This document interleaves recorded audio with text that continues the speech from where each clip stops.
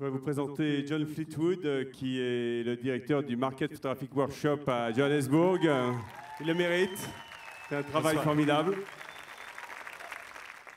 Market Photographic Workshop qui avait été créé par David Goldblatt sous l'apartheid et qui est maintenant brillamment dirigé par John Fleetwood et qui continue la mission. Voilà, on a mission, il en est question ce soir puisqu'on a eu la chance de pouvoir pour une fois pas récupérer des photographies après la production, mais de pouvoir aider des photographes à produire, 12 photographes, à l'occasion des années croisées France-Afrique du Sud et Afrique du Sud-France.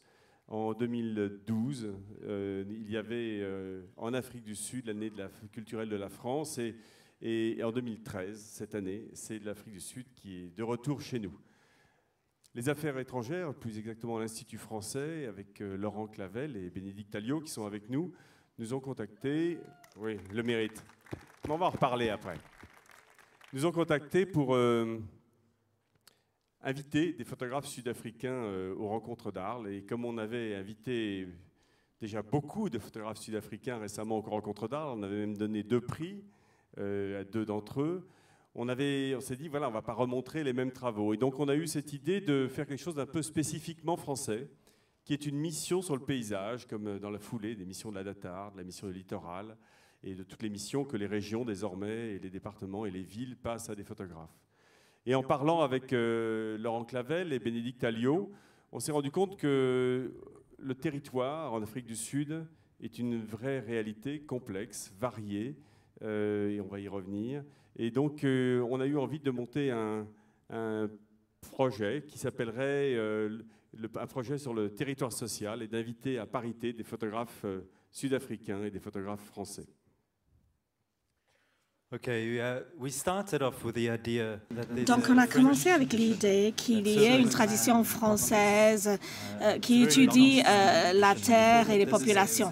Et donc c'était une tradition depuis longtemps et ça nous avait donné un point de départ. Donc la terre et le paysage en Afrique du Sud, c'est consistant depuis des années de préoccupations autour de la compréhension sociopolitique. Par exemple, 2013 marque le centenaire de la loi sur la terre, c'est-à-dire que les Sud-Africains noirs n'ont pas le droit à la propriété à la terre et les droits fonciers. Et ceci a mené à bien des décennies après où la législation autour de l'apartheid était formalisée et devenue le régime officiel à la fin des années 80. 2014, l'année prochaine, marque 20 années de démocratie en Afrique du Sud. Donc autant on peut célébrer ce processus de démocratisation en Afrique du Sud. La terre, c'est vraiment le patrimoine d'une société inégalitaire et de suppression. Donc la terre ne peut pas être envisagée autre qu'à travers le social. Et c'est pour ça qu'on a appelé le projet les paysages sociaux. Donc on a initié le processus d'identifier les zones qui contestaient à travers les ressources foncières autour des questions de mémoire, de souvenirs. On a commencé à identifier ces zones comme étant des lieux où devaient se rendre les photographes. Et on a commencé avec le projet de l'identification ensuite des photographes. Nous avons donc décidé qu'il y aurait autant de photographes que possible. Après, on a reçu les budgets que nous avons reçus. On a quand même pu faire partir 12 photographes sur ce projet, 6 photographes sud-africains, 5 photographes français et un photographe belge qui réside en France. On a essayé de balancer les approches. On voulait des photographes du paysage. On voulait... Ils se connaissent bien maintenant, ils chahutent ensemble. On voulait des photographes du paysage, bien évidemment, mais des photographes qui aient également des approches esthétiques différentes et de varier les approches de ces photographes. Les photos que vous voyez derrière nous actuellement sont des photos d'une réunion qui a eu lieu à mi-parcours. Après un premier voyage, on a souhaité réunir tous les photographes dans une sorte de séminaire que tu as baptisé le Bosberat. Bosberat. Ce qui veut dire une réunion dans le bush en afrikaner. Et puis donc il y a eu un deuxième voyage qui a donné lieu à une poursuite de la production et enfin une exposition qui a ouvert à Johannesburg devant le Market Photographic Workshop en décembre dernier, qui a eu beaucoup de succès et qui vient d'ouvrir à Arles puisque vous pouvez la voir ici aux ateliers. Donc actuellement, en même temps, en Afrique du Sud, on a une expo qui est un programme public qui implique des publics plus larges, des publics sud-africains plus larges, à travers la participation des médias sociaux pour engager dans cette question du foncier. Et on leur demande d'envoyer leurs photos de paysages au photo workshop pour les rassembler dans une exposition que nous avons fait voyager à travers l'Afrique du Sud. Cette expo actuellement est dans le Cap de l'Est. Nous en sommes maintenant au stade où on devrait peut-être présenter les photographes. Non, pas tout à fait. Non, juste pour dire également que ça a donné lieu à un livre, et je voudrais remercier Xavier Barral et Emmanuel Kouchner qui ont sorti le livre dans des conditions un peu périlleuses, mais le livre est arrivé ici, et d'ailleurs vous pouvez le trouver ce soir, il est en vente ici également, et il est très beau. Il a une couverture qui a été faite par Nolan Dennis, qui est cet artiste qui a également fait la fresque aux ateliers. Oui, il le mérite aussi, on va le retrouver tout à l'heure. Voilà. Donc les photographes sont donc... je vais inviter les Sud-Africains. Tabiso Segala, qui va venir nous rejoindre ici. Philippe Chancel. This is Tabiso. Philippe Chancel. Pas si chanceux cette semaine, mais on l'aime. Raphaël Dallaporte. Raphaël, bien connu à Arles. Peter Hugo. Peter. Alain Villaume. Alain Villaume. Avec son écharpe de petit prince. Santou Mofokeng. Santou. Cédric Noun.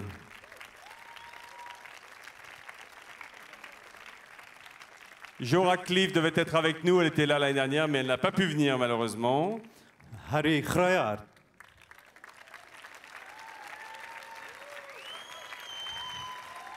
And Patrick Durneboeuf.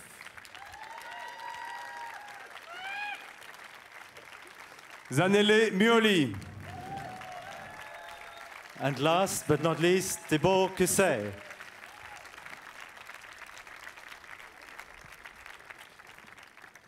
La musique est composée et interprétée par Édouard Perrault à la batterie et à l'électronique. Voilà, on vous laisse en compagnie des photographes.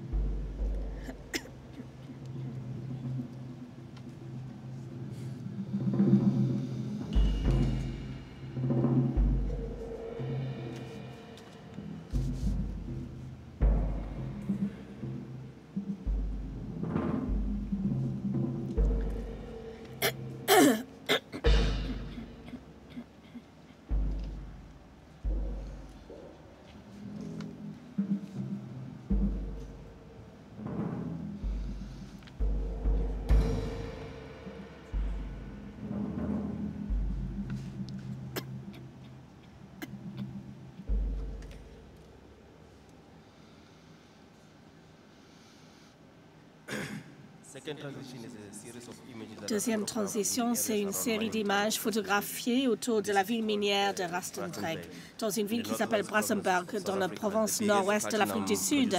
C'est le plus grand producteur de platine dans le monde. J'appelle le projet transition parce que c'est un terme qui est proposé par l'ANC pour renégocier les termes et les conditions en termes d'équilibre économique en Afrique du Sud. Donc la région est dans un état de transition différent depuis 100 ans. Des transitions qui ont commencé dans les années 80 où les chefs du tribu du Barobakolotia avaient des problèmes de terre autour de la terre du village. Donc les images ont été prises là où l'incident s'est produit, où il y a 60 mineurs qui ont été tirés dessus par la police pendant la grève.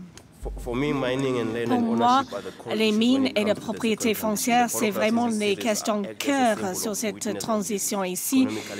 Ce sont des témoins des déséquilibres économiques en Afrique du Sud où les gens habitent dans des conditions extrêmement contrastées, sur ces terres des entreprises minières.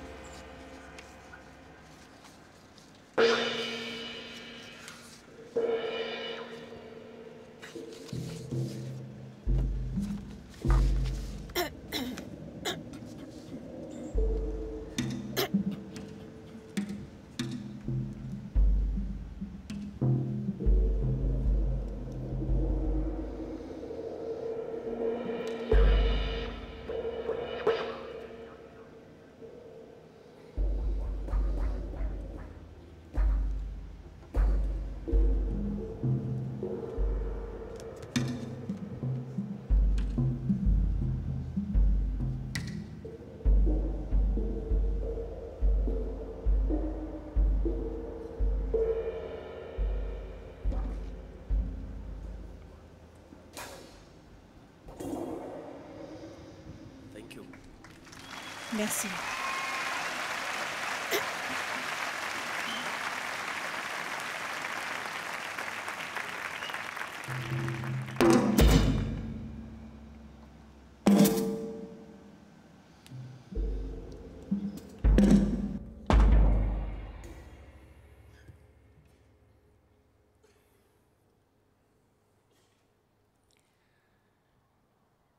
Je me suis rendu à Magopa, dans la province du Nord-Ouest. La région est aujourd'hui occupée par d'importantes sociétés minières qui en extraient le diamant et le platine.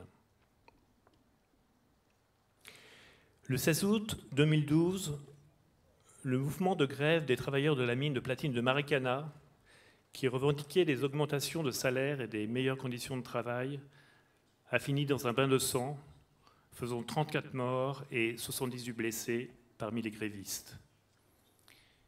J'étais à Marikana avant et après ce drame.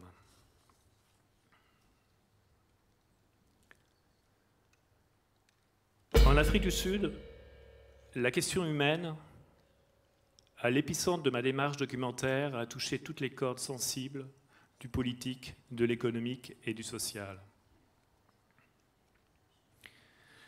Je me suis laissé guider par tous les courants contradictoires qui ont nourri ma conscience de photographe dans ces moments aussi intenses.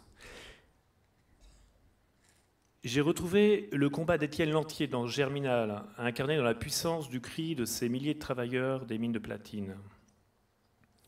J'étais surpris et bouleversé par la force de leur refus, de leur douleur, dont les racines viennent des profondeurs d'une histoire si longue, si oppressante, qu'il était impossible de rester indifférent.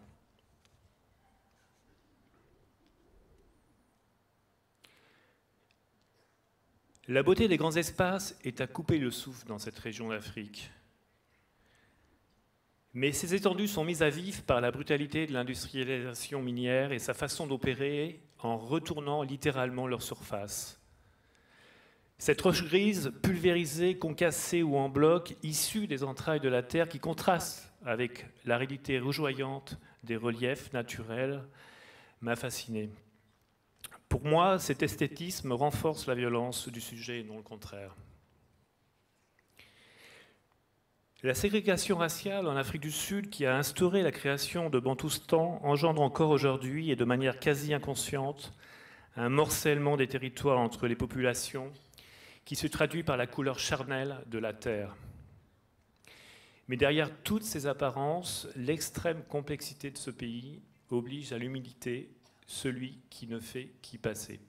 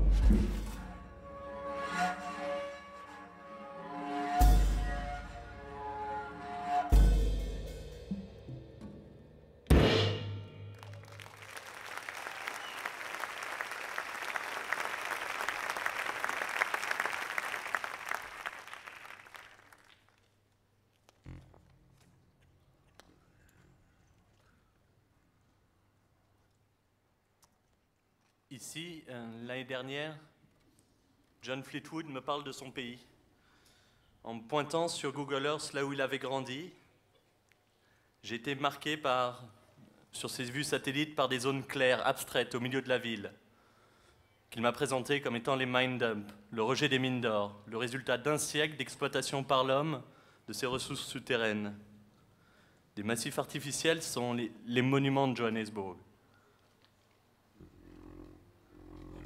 Depuis 1886, le début de la ruée vers l'or, 1,7 milliard de tonnes de détritus du sous-sol ont été déplacés par l'homme.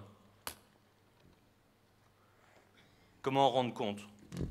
Je me suis rendu sur place avec mon drone et j'ai réalisé ces vues aériennes à la zénithale.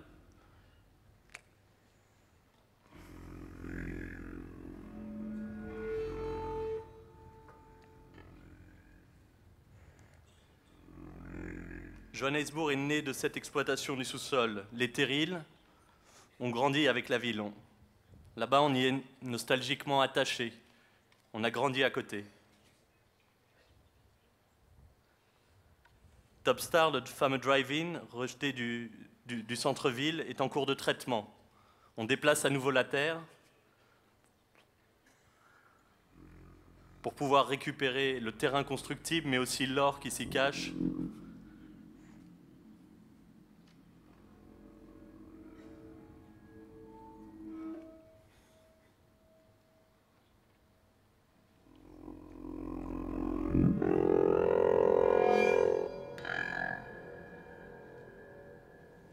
Les premiers terrils qui ont été traités sont déjà reconvertis.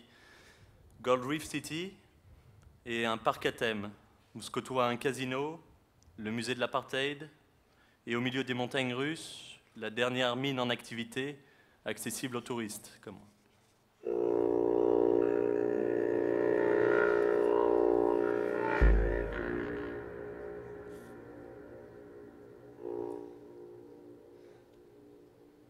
Les ressources en eau pour Johannesburg sont limitées. C'est la seule ville de cette ampleur qui n'est pas traversée par un fleuve. Et ses sous-sols, les nappes phréatiques, sont contaminés par le drainage acide. Dans les dernières étapes du traitement, une solution de cyanure est nécessaire pour séparer l'or. Et pour la faire courte, ça pue.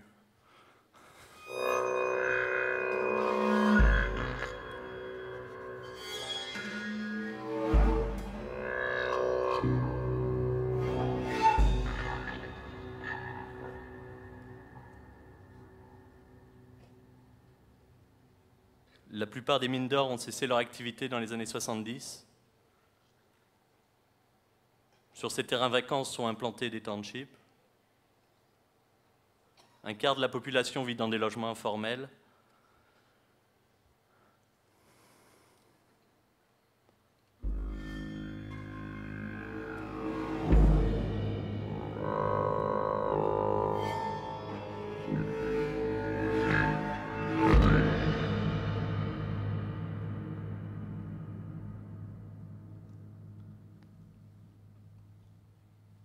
terrils, nostalgiques, mais sont aussi surtout pour moi l'évidence que l'homme est littéralement capable, même pour quelque chose qui ne se mange pas, qui ne se boit pas, pour de l'or, de déplacer des montagnes, comme on dit.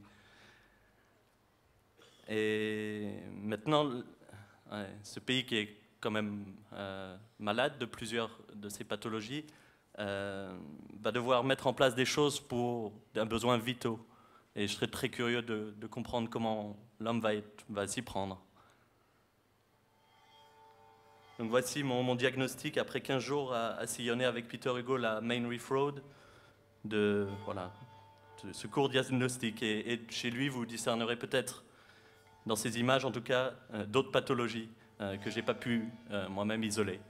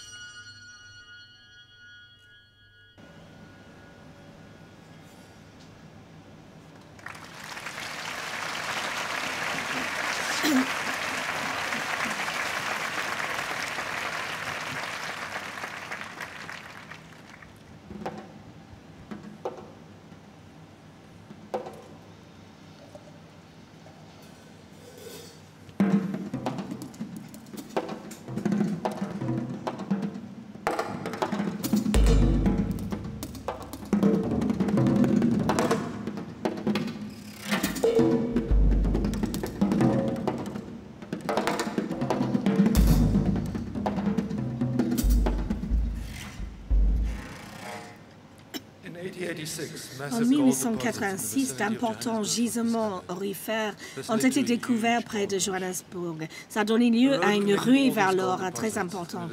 Une seule route faisait le lien entre ces dépôts d'or qui s'appelle Main Reef Road. Donc j'ai décidé de me focaliser sur cette route et de déambuler à travers ce qui était à l'époque l'artère commerciale le plus prospère du pays. Donc Main Reef Road était une route qui liait les villes les plus riches de l'Afrique du Sud via Apia, l'endroit où les rues étaient littéralement remplies d'or. Ces villes ne sont plus l'Eldorado des promesses de richesse abondante. La terre d'où l'or était extrait forme des montagnes artificielles sur la ceinture aurifère, sur la route de Main Reef Road. Ces montagnes sont connues comme des terribles mines, des mines de Barkhane, qui étaient plus grandes que les pyramides. Dans les ombres de ces mines, de ces terrils, sont de petits villages informels. C'est ironique. C'est d'une pauvreté absolue sur les restes de ce qui était l'une des plus riches et plus prospères villes. Donc, maintenant, l'Afrique du Sud est vraiment l'un des pays les plus inégalitaires économiquement du monde. Et donc, pour moi, Social Landscape, ce projet explore les lieux, les personnes, où ces réalités contradictoires et ces histoires se croisent. Je suis intéressée par la relation entre l'homme et le paysage, comment on le façonne, le paysage et l'environnement qui s'impriment sur nous physiquement. Comme nous laissons des traces sur la terre, l'histoire nous laisse ses empreintes sur nous. Il nous grignote et nous ne pouvons pas échapper à son poids.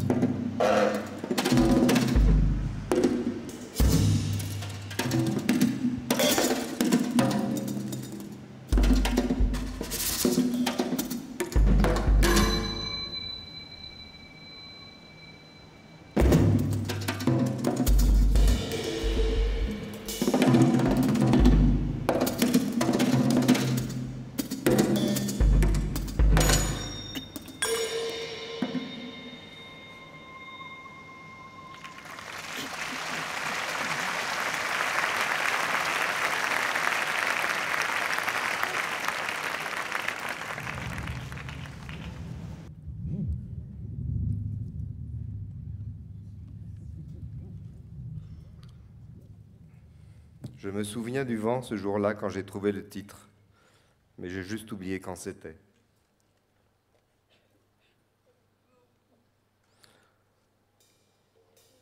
Je me souviens que je ne savais rien du fracking, fracturation hydraulique du gaz de schiste.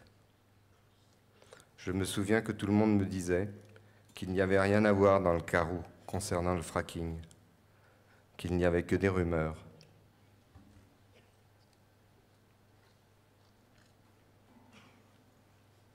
Quand j'ai atterri, je me souviens que je ne savais pas où commencer cette histoire de fracking, de Shell Company, d'enjeux des territoires, de peur et de colère, d'exploitation du sous-sol, de pollution, de nappes phréatiques, de développement économique, de nouveaux emplois.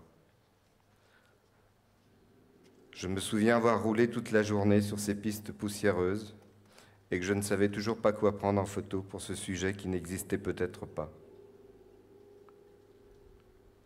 Je me souviens de ce doute quand j'ai pris la route, de ce doute, du ciel incroyable, du vide, du vent qui venait de si loin, accourait du fond de l'horizon, de ce froid de l'hiver.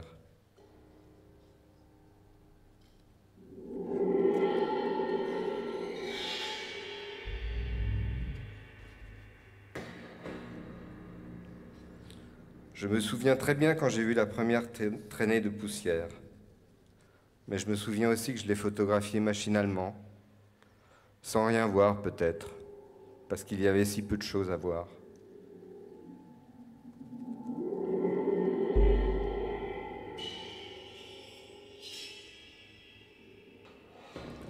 Et ce nuage est devenu la métaphore qui allait m'obséder, que j'allais poursuivre. L'alerte avait pris forme, une forme impalpable, faite de presque rien.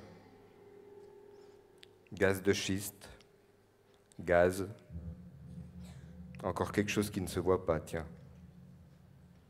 Ça peut prendre feu. Le nuage, comme un trou de lumière dans l'image, comme un passage dans le paysage, un trou dans la vie des gens qui vivent là, qui va tout ensevelir.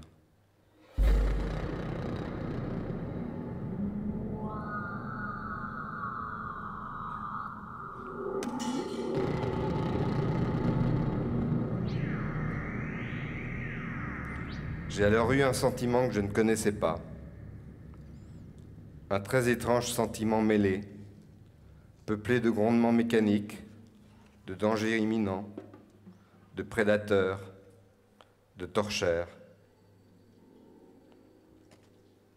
mais aussi habité d'une sorte de paix, d'avoir enfin trouvé comment faire ces images et comment aller à la rencontre de ceux qui vivaient avec cette menace devant eux, cette menace entre eux et le paysage, puis peut-être de cette menace avec eux dans le paysage.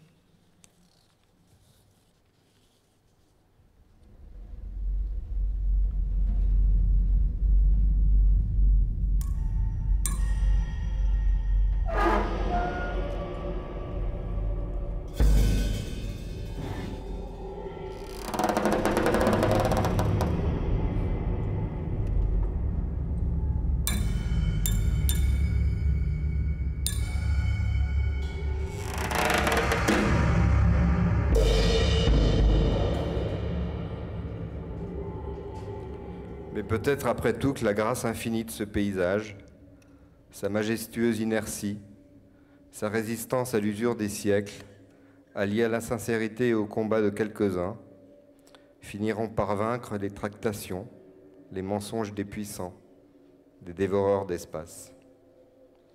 Maybe.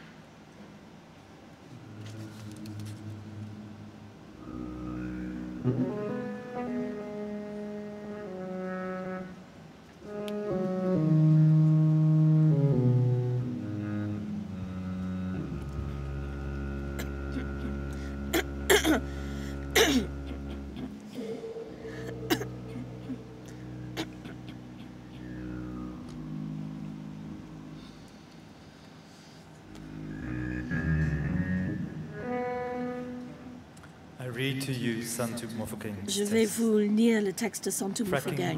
Le fracking est plein de promesses, mais à quel prix? Au pire, il nous menace fondamentalement. Il menace les lieux que, comme a écrit Basso, sont clés à la construction de la connaissance de soi.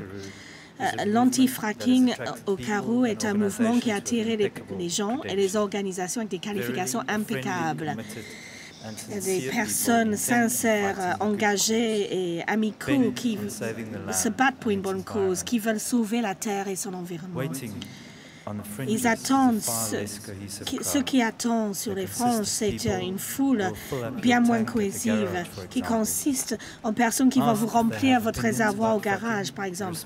Si vous leur demandez leur avis sur le fracking, ils répondent comme suit. On souhaite de l'emploi, mon ami. Est-ce pas ainsi qu'il y a des précautions à suivre selon la loi? Nous avons besoin d'emploi. Nous ne souhaitons pas traîner comme des vagabonds dans le village. Le problème pour moi a toujours été qui vit dans ces lieux pourris une fois qu'ils ne sont plus profitables ou que des catastrophes se produisent et les capitalistes sont partis. J'embrasse l'anti-fracking comme un desiderata à la cause négligée, la construction d'une nation et le projet de réconciliation. Laissez-moi dire qu'une poignée de personnes, peu importe qu'ils soient scientifiques, des militants, des journalistes ou des académiques, le soutien de la communauté internationale anti-fracking sont voués à l'échec si aucun effort n'est fait pour ramener les sous-classes qui comprennent la majorité de ce pays. Ils ne peuvent pas faire face à des méga-conglomérats tels que Shell. Y a-t-il une indication qu'une tollée unifiée puisse arriver? Je me demande.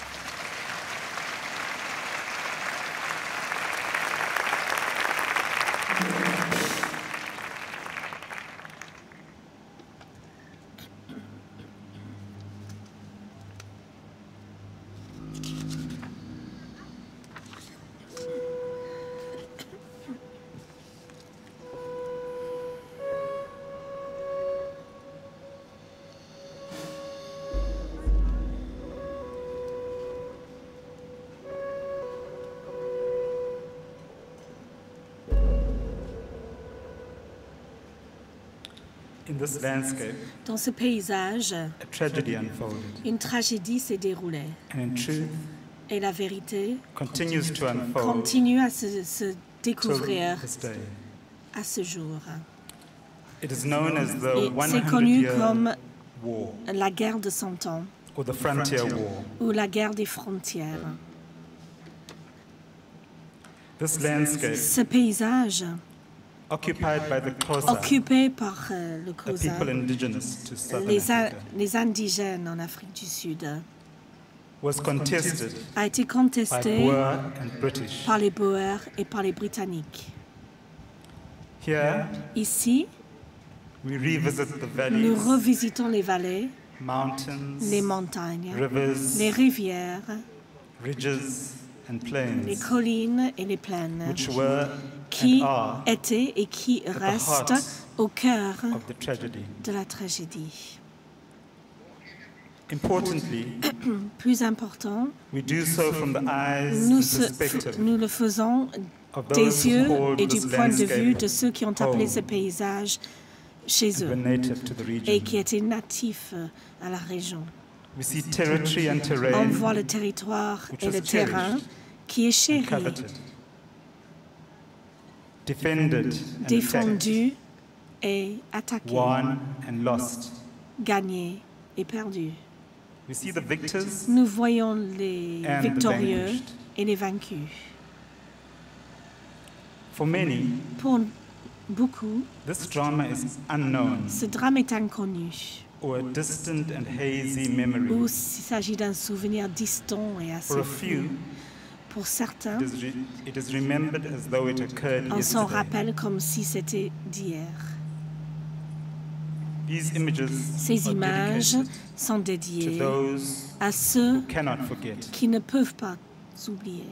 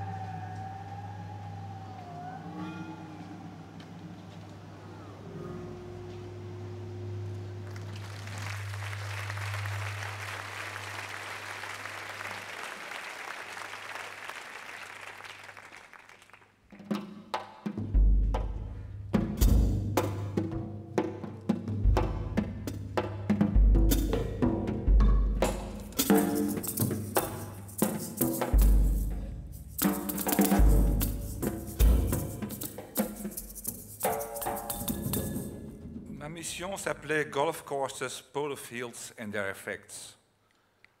Le territoire est sur l'océan Indien, à la hauteur de la ville de George, où il y a beaucoup de superbes terrains de golf et polo qui consomment beaucoup trop d'eau.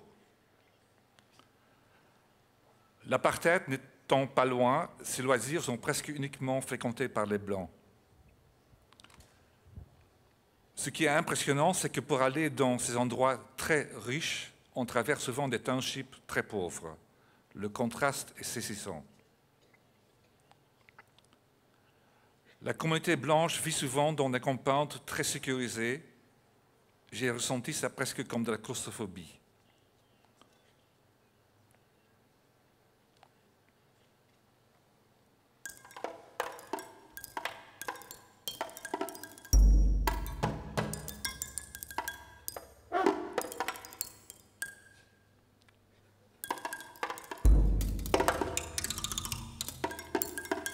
Supermarchés et plages sont fréquentés par une nouvelle middle class noire.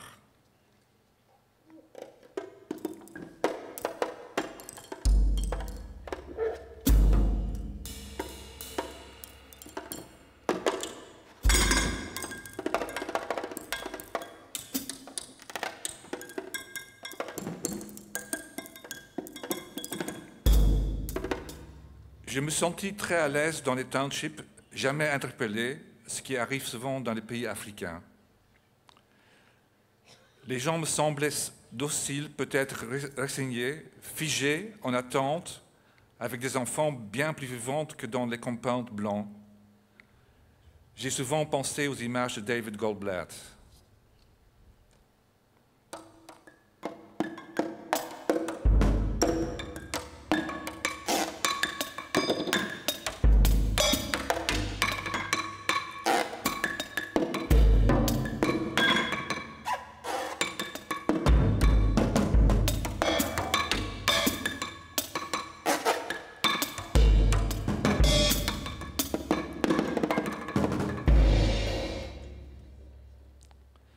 Je suis tombé à côté de la route sur un mémorial pour une petite fille blanche, en allant d'un petit village où se déroulaient les funérailles d'un jeune garçon noir. Les funérailles étaient très émouvantes, haut en couleur, on chantait, on pleurait. J'avais l'impression de me trouver dans un film des années 60, dans le sud des États-Unis, mais parlant afrikaans, que je comprenais à moitié en étant d'origine flamande.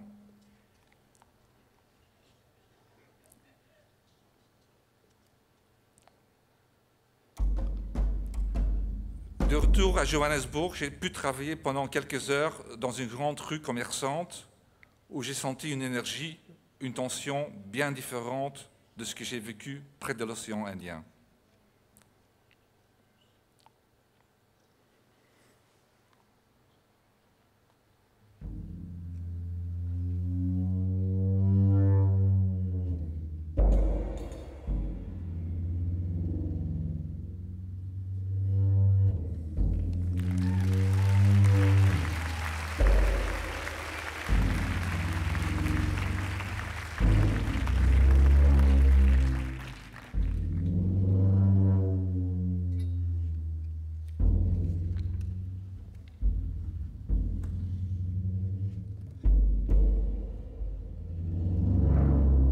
Is a pre-recorded reading by Jo Ratcliffe about her work.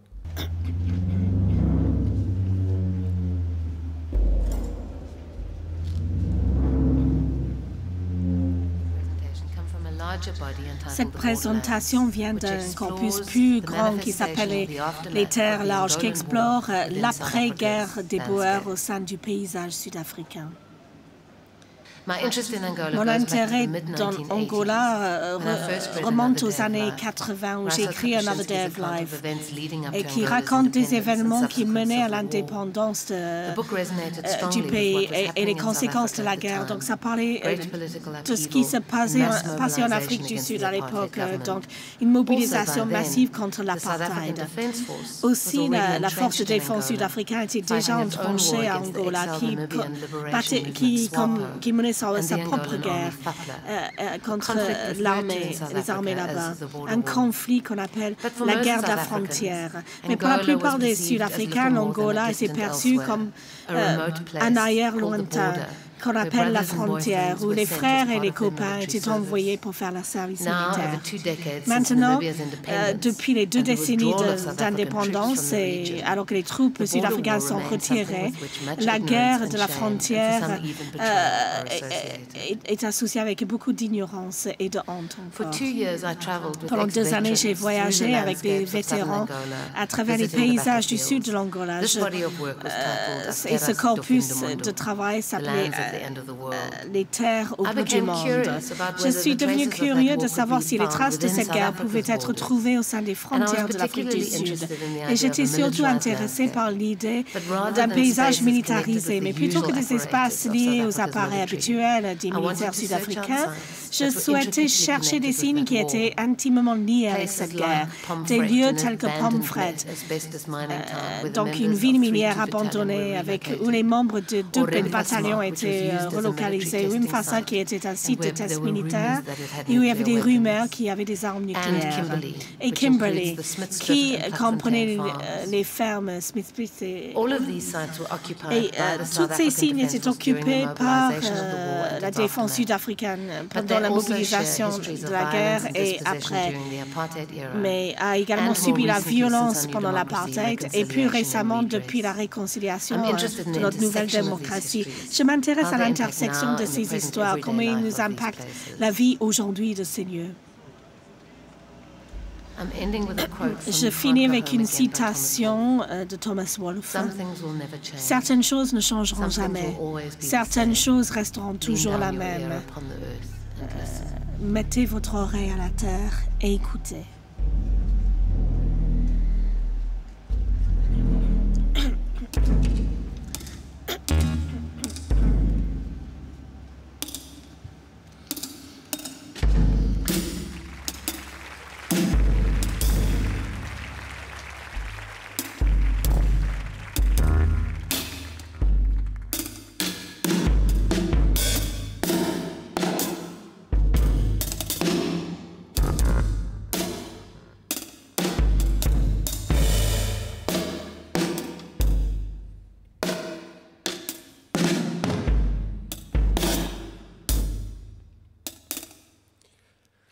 Je ne connaissais pas l'Afrique du Sud et encore moins Kimberley, ville historique liée aux mines de diamants.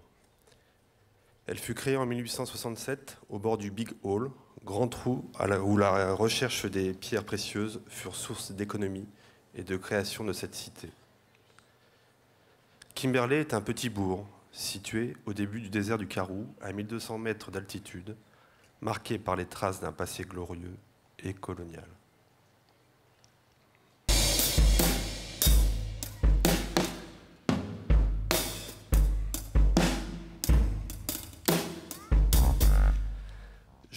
Je me suis laissé porter par les impressions que me donnait cette commune au paysage empreint de références au passé. Trouver tel stigmate, telle cicatrice, accompagné de résonances historiques sociales. J'ai commencé par les évidences, les lieux officiels comme les musées, le club, une salle de danse, pour me trouver ensuite dans une sorte d'errance dans la ville. Je voulais retranscrire ce sentiment figé qui m'impressionnait.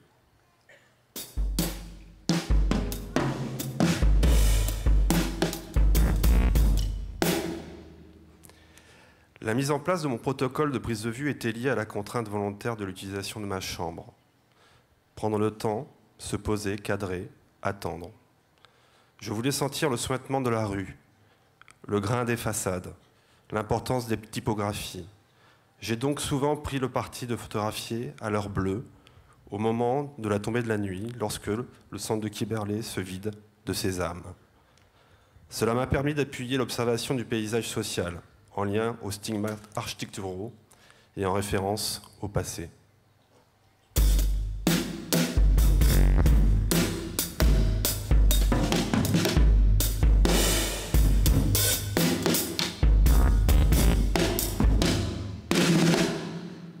A contrario, tout en restant dans la même zone géographique, je souhaitais y amener un regard plus humain, moins distancié à mon habitude, apporter une échelle en rapport à la rue, à l'espace urbanisé en écho aux références américaines.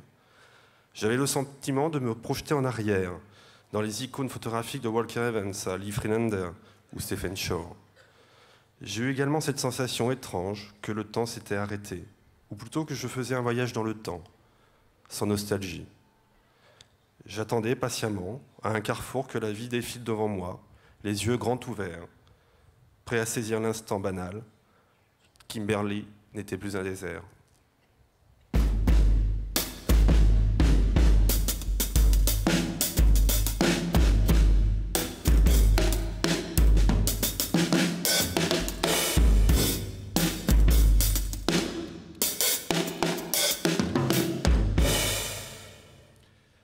Le fait de travailler à la chambre, de front, à plat, me permet de me sentir en phase avec une certaine réalité, de faire osmose à l'hyperréalisme.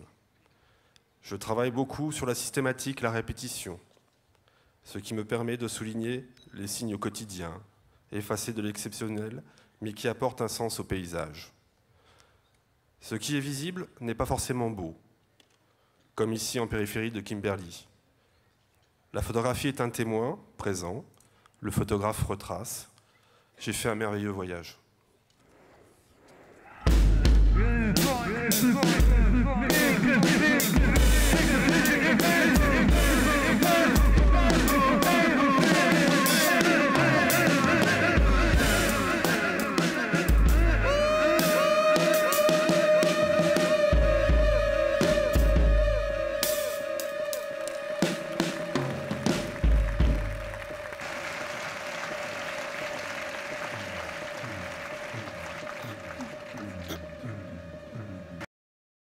En Nouvelle-Guinée, qui est le palais royal de nos rois, où un nombre de jeunes femmes, des jeunes femmes zoulous, ont marché.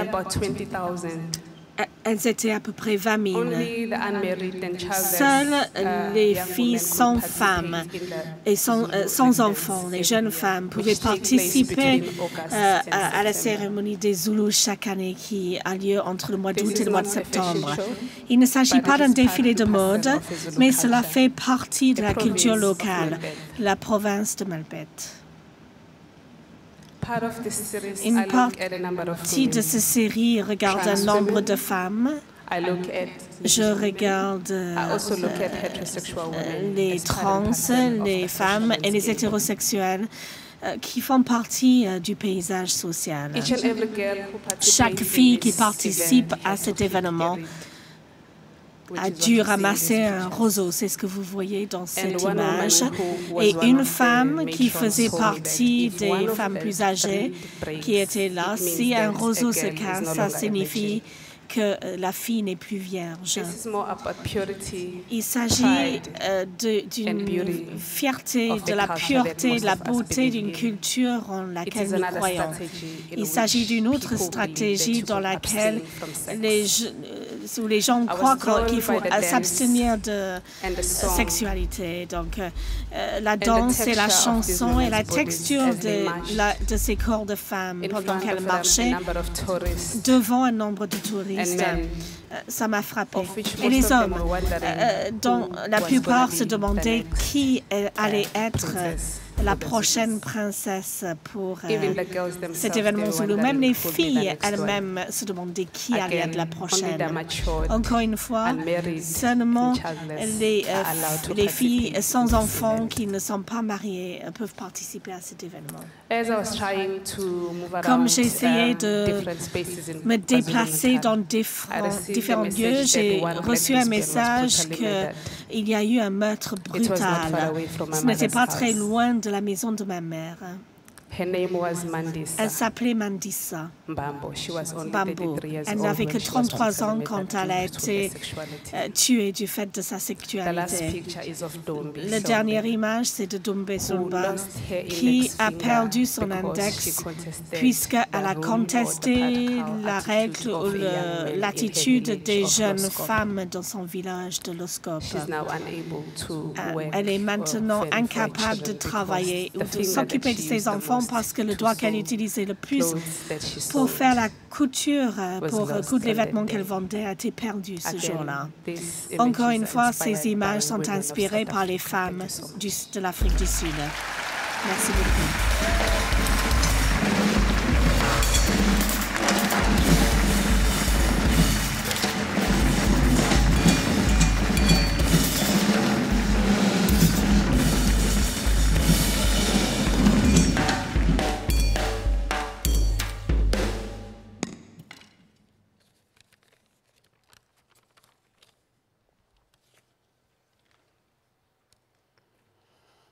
« 10 jours, c'est peu pour dire quelque chose d'un pays si complexe. Moi qui m'installe plutôt dans la durée.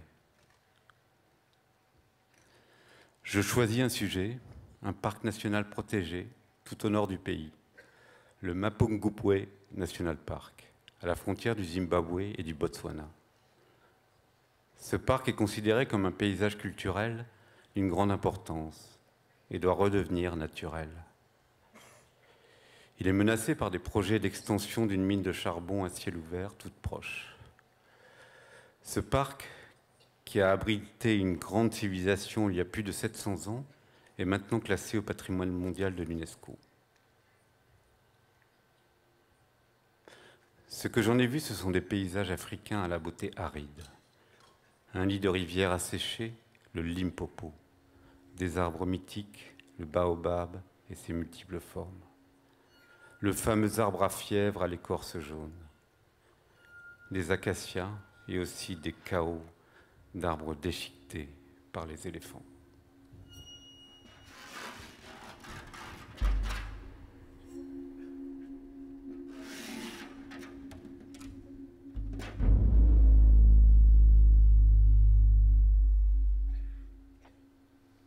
Je suis dans la province du Limpopo, à la frontière du Zimbabwe, privé de mon sujet, la mine de charbon que je voulais mettre en écho au paysage du parc. Alors, face à cette Afrique ancestrale, je décide de photographier les paysages habités de cette province du Nord. J'ai sillonné les routes de Oldez à Moussina et de Moussina à Toho-Yandou, au cœur du Limpopo. C'est une méthode que je pratique souvent quand je voyage, faire de la route et me mettre en situation d'errance. Et je fais ce que je sais faire de mieux, observer, arpenter, être à l'affût du moindre paysage, être aux aguets, pour dire le pays en une suite de paysages. Ce sont des entre-deux, ni vraiment ville, ni nature sauvage, simplement des lieux habités par des constructions plus ou moins précaires, des présences, des délaissés. Disons quelque chose d'un paysage quotidien, d'une Afrique du Sud en plein soleil, qui vit et qui résiste.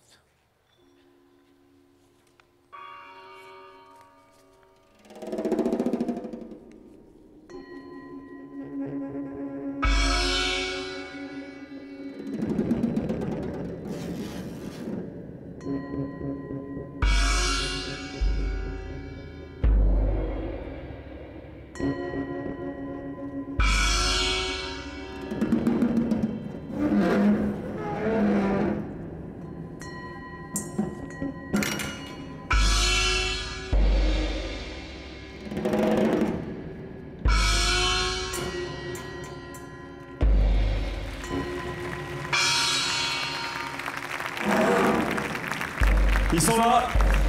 Venez.